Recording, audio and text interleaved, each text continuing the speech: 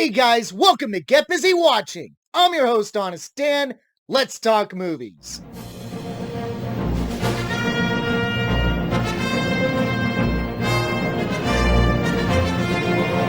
As promised, here is the second of WAG's animated output recently, and boy howdy am I excited to talk about it, mostly because of the surrounding positive buzz. I admit I don't quite know if this is part of the new continuity that WAG's been pushing out for their DC properties, or if it's just doing its own thing, and I also don't know about Damian's new Fight the Power haircut, but if I had a nickel for every time I'd say it, I'd be a millionaire by now. WAG doesn't let me down. So let's get started. This is my honest opinion of Batman and Superman: Battle of the Super Sons.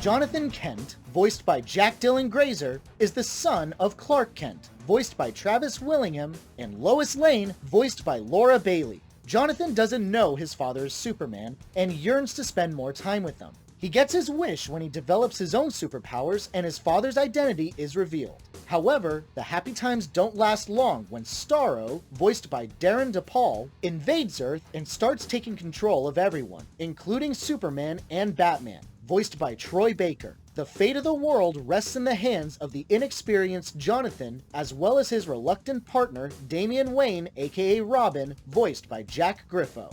Batman showed up, tried to stick some parasitic organism on me. I saw that you were next on the list, so here I am. I've just saved you. You're welcome. WAG just knows how to make a movie that appeals to me, man. Okay, while Mortal Kombat Legends Snowblind was very entertaining to watch but had a very mid-story, this is significantly better on almost every front, minus the over-the-top violence and gore. There's really none of that here. Not that it shies away from creepy imagery, but this was totally up my alley and I loved it. The first thing that I really started to pick up on, that I really gravitated toward, was the writing for Jonathan Kent and for Damian, in that they're written to kind of start off being unlikable, but grow on you as the story develops. Jonathan starts off as kind of a whiny little cliched kid, but once his powers manifest, his character picks up hardcore. Here's where the casting plays a huge part in why he's so endearing. Grazer, whom you ought to know from, well, the It movies, but the more appropriate Shazam.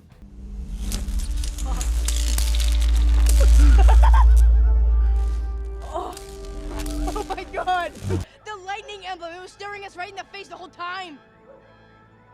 Literally! And his boyish energy shines through like a solar flare. When he finds out that his dad is Superman, he's ecstatic, genuinely happy that everything is coming together.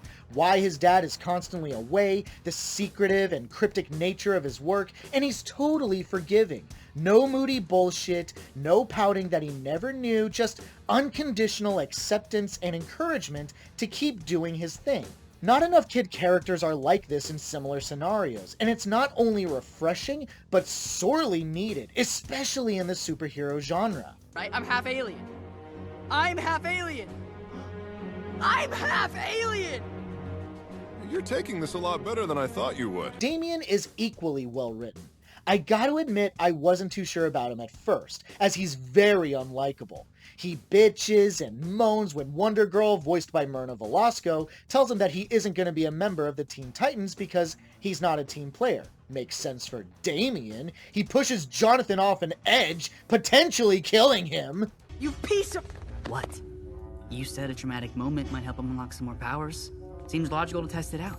Not by trying to kill him. Dude, you dick munch. It'd be a fair question to ask how he bounces back from that. To that I say, very carefully, and a lot of time. You can argue it's more about self-preservation than genuine connection, but when Damian learns that the Justice League has been compromised and Jonathan is the only target left, he saves him. Not without complaints, mind you, but he also stands up to Jonathan's bully and does eventually show his more self-sacrificing heroic side later on.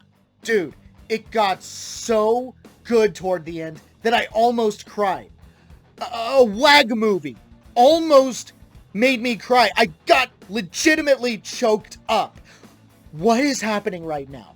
When was the last time that God Emperor Disney made me cry? Pixar hasn't made me feel emotions since 2015's Inside Out. How appropriate. Look, at this point, I'm just taking jabs at the House of Rat. I can't not do it. Oh, really? Yes, I'll save him, okay? But only 'cause you asked. I have to give a shout out to the animation style. I was really into it. And it's kind of different too. It looks like it's a blend of 3D and 2D animation, almost like a scaled down version of what they did with Spider-Man Into the Spider-Verse, but it really works. It's smooth and slick, almost like motion capture was involved. While great fight scenes were never a problem for WAG's animation style in the past, they really pop here and add a level of weight and intensity that's pretty unique to this outing. Maybe a part of the tension comes from the fact that the two main characters are children who don't get along. One of them is an inexperienced fighter and the other is a prepubescent killing machine, and they're fighting the likes of Green Arrow and Martian Manhunter. Questionable that they don't die from these encounters, but hey, I don't need everything to make sense.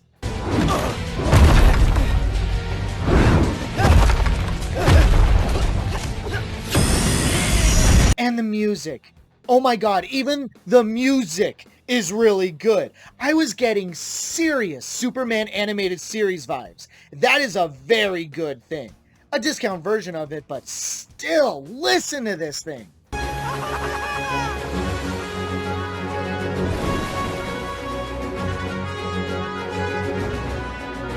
I don't know which one of you is responsible for this, but nice. Now let's just kind of jet through the remaining positives, otherwise we'll be here forever. The comedy is very well written. I got some decent laughs out of it. I love you, Mom. I love you. But you and Dad are the most unexciting couple in the entire universe. If only that were true. Oh, nope. Can't fly. Starro has an awesome design that makes it distinct, so it's not just a giant version of the basic small ones, which I appreciate. Even the Suicide Squad didn't do that. Starro cannot be defeated. It is time. And despite how light and fun the tone is meant to be, this doesn't shy away from pretty intense imagery.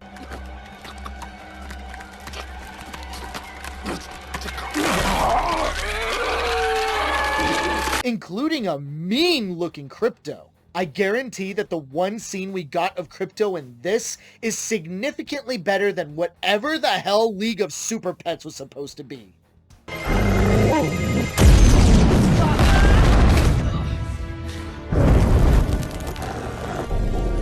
Now for a quick segue from the positives into the negatives with my one halvesy. That's neither a positive nor a negative. No, seriously, what's the deal with Damian's cow? Is this from the comics? Someone inform me.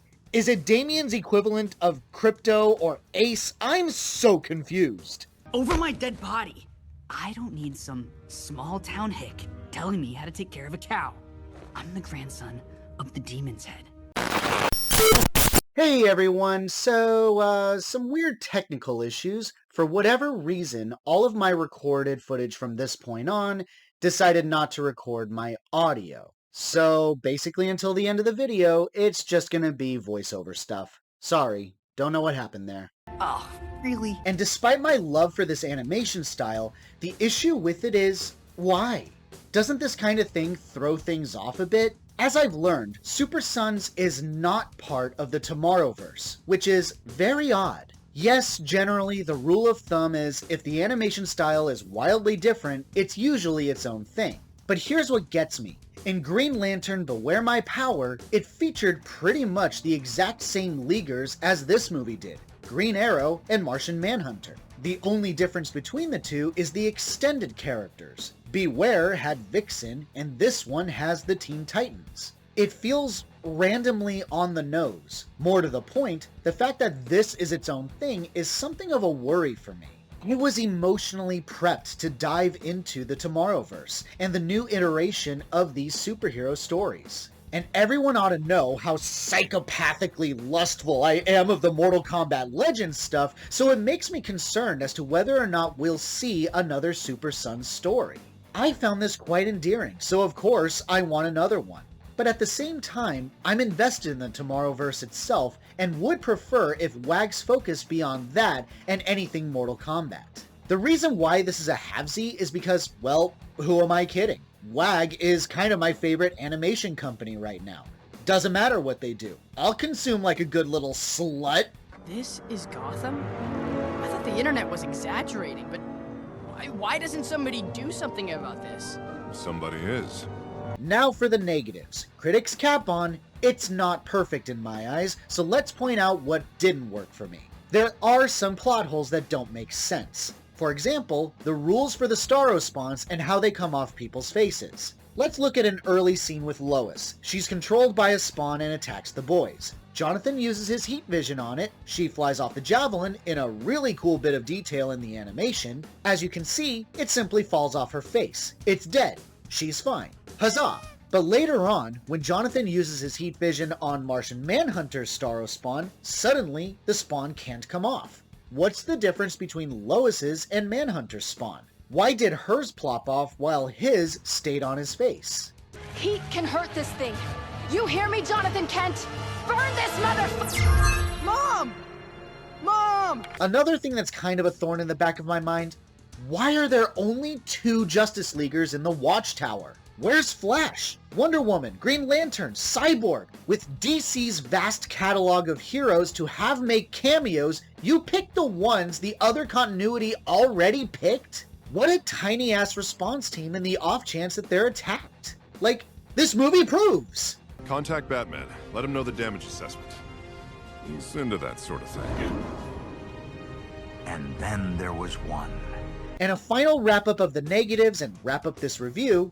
In mind control scenarios, nothing busts my balls harder than the cliche of, stop, you know me, this isn't you. This shit absolutely drives me crazy.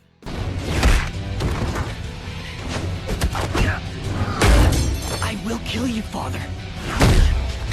And last but not least, Crypto barks and Jor-El seems to understand what the dog was saying. If he knew their chances of survival were limited, why didn't he help the boys? Is that what Superman would have done? Let these kids take on a world-threatening, threat alone? Some great hero you are, stupid dog.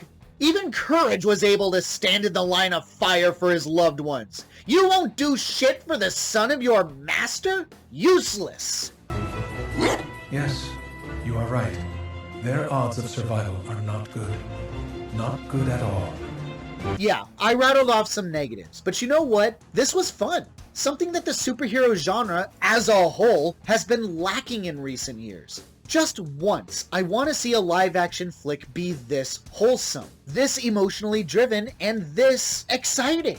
WAG, you guys know what you're doing, and I can't wait to see what you do next. My honest rating for Batman and Superman Battle of the Super Sons, a strong 4 out of 5.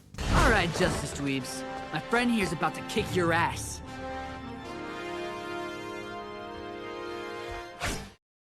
I am not a disgrace. I am vengeance. I am the Knight. I am Batman!